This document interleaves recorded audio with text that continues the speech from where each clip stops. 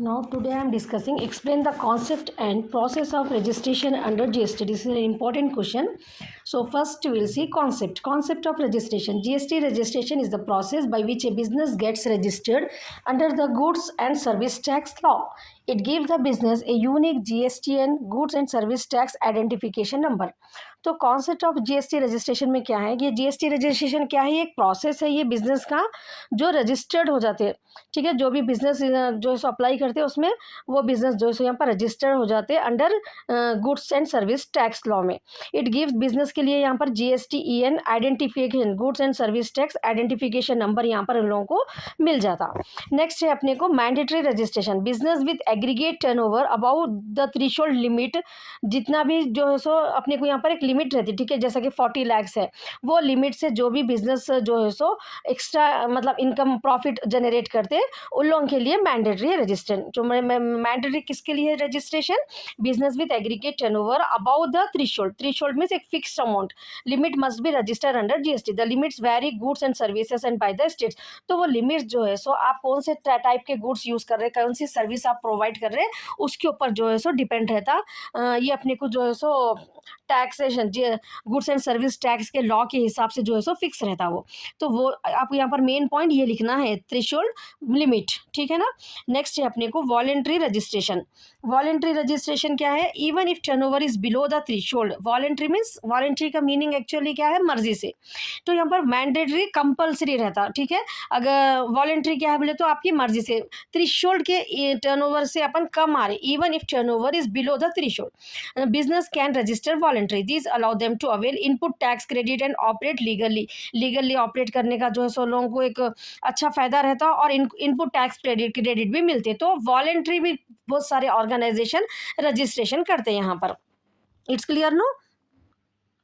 Next point है types of GST registration. There are different types like regular, composition, non resident and casual taxable persons. Tax जो GST का registration के लिए जो रहते हैं अपने को डिफरेंट टाइप्स के रहते हैं. रेगुलर टैक्स पेयर रहते हैं, कॉम्पोजिशन रहते हैं, नॉन रेसिडेंट्स रहते हैं एंड कैजुअल टैक्सेबल पर्सनस रहते हैं अपने को. Each type depends on the nature and size of the business. Next भी है फिफ्थ पॉइंट अपने को GST in structure. GST in क्या है अपने को शॉर्ट में भी already I have discuss this point. Goods and service tax identification number, ये 15 डिजिट का यूनिक नंबर रहता. It includes the state code रहता उसमें, PAN and other identifying numbers रहते. Now next point, who should register. कौन register करना रहता है? ये सप्लायर्स, जो गुड्स सप्लाई करते हैं वो लोग, e commerce operators, casual taxable persons and agents are required to register. Also those making inter state supply, जो एक स्टेट से दूसरे स्टेट को जो सामान भेजते हैं ना, वो लोग भी जो है सो रजिस्टर करना मस्ट है. Next documents required. Pan registration. अब आपको जो है so goods and service tax में अपने को रजिस्टर करना है अगर बिजनेस को, तो अपने को क्या क्या डॉक्यूमेंट्स की रिक्वायरमेंट होती है? PAN, Aadhaar, business address proof, bank details and photographs are generally needed. Types of business में भी रिक्वायर एडिशनल डॉक्यूमेंट. तो बेसिक चीज़ें तो अपने को PAN, Aadhaar and business address proof, bank details and photographs ज़रूरी है. उसके बाद और कुछ एडिशनल डॉक्यूमेंट्स होना है तो it depends on the type of the business. Next online registration portal. GST registration is done online through GST portal. आपको वो मैन्युअली जाके कहीं ऑफिस में सबमिट करने का नहीं है, ये एक ऑनलाइन प्रोसेस रहता है. GST registration is done online through GST portal. GST portal आपको जो है सो अवेलेबल रहता है ऑनलाइन, उसमें उसके थ्रू जो है सो आप अपना रजिस्ट्रेशन कर सकते हैं. www.gst.government.in. It's a self service platform है for application and document submission के लिए. नेक्स्ट है अपने को एप्लीकेशन प्रोसेस. अब आप ऑनलाइन रजिस्ट्रेशन पोर्टल के थ्रू आपका रजिस्ट्रेशन फॉर्म जो भी रहता है उसको फिल कर दिए, सबमिट कर दिए. उसके बाद जो है सो ए पार्ट है एप्लीकेशन प्रोसेस रहता है यहाँ पर. Fill part A with PAN and mobile number to receive OTP. Part A आपको फिल करने के बाद आपके मोबाइल नंबर पे जो है सो एक OTP आता. In part B fill business details and upload documents. उसके बाद पार्ट बी में जो है सो आपको बिजनेस डिटेल्स जो है सो अपलोड करना रहता. Next verification and ARN. After submission an application application reference number, application short में भी अगर आपको आया तो ये पॉइंट लिख सकते हैं आप, ठीक है। Application ARN application reference number is generated after submission, जब अपन सब OTP आ जाने के बाद पार्ट बी के जो भी डिटेल्स रहते हैं सबमिट करने के बाद वेरिफिकेशन के लिए an application reference number is generated, the application is verified by the tax authorities.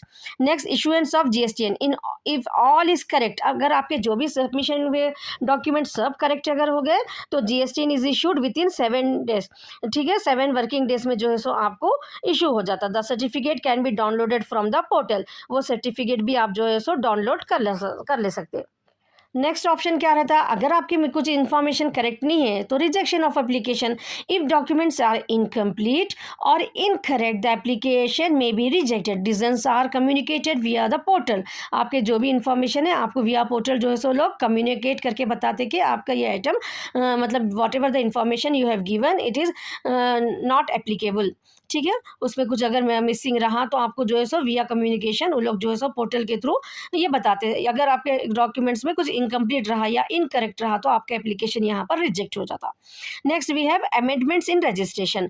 Amendment means changes, so changes in business detail must be updated online. अगर आपका बिजनेस के प्लेस चेंज हो गई या आप प्रोडक्ट शिफ्ट कर दिए, ठीक है, अगर ऐसे कुछ चेंजेस अगर हो रहे हैं आपको GST इन आने के बाद तो आप अमेंडमेंट्स कर सकते हैं online. So changes in business detail must be updated online. Some changes require approval while others are auto updated. थोड़ी चीज़ों के लिए आपको परमिशन लेना पड़ता है GST लॉ के उससे, और थोड़ी चीज़ों को आप लोग खुद ही ऑटो अपडेटेड कर ले सकते हैं अपन।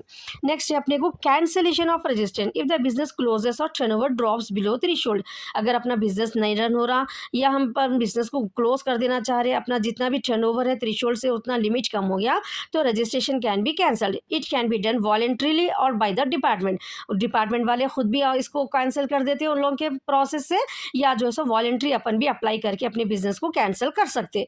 Next penalty for non registration, operating without required GST। अब अपन GST के जो भी चीज़ें हैं देखें ना अपन कैसा प्रोसेस करना, तो लास्ट में अपने को क्या लिखना है, पेनाल्टी लिखना है। अगर नॉन रजिस्ट्रेशन रहा तो क्या पेनाल्टी रहती, operating without required GST registration attracts penalty, the fine is 10% of tax due of ₹10,000 whichever is higher.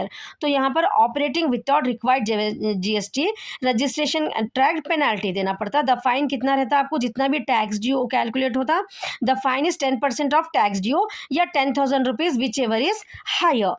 It's clear now? So these are the points you have to write it. Next topic I will discuss very soon. So keep in touch with this channel and don't forget to subscribe my channel. You will get the notification for the next videos. So all the best for your exam.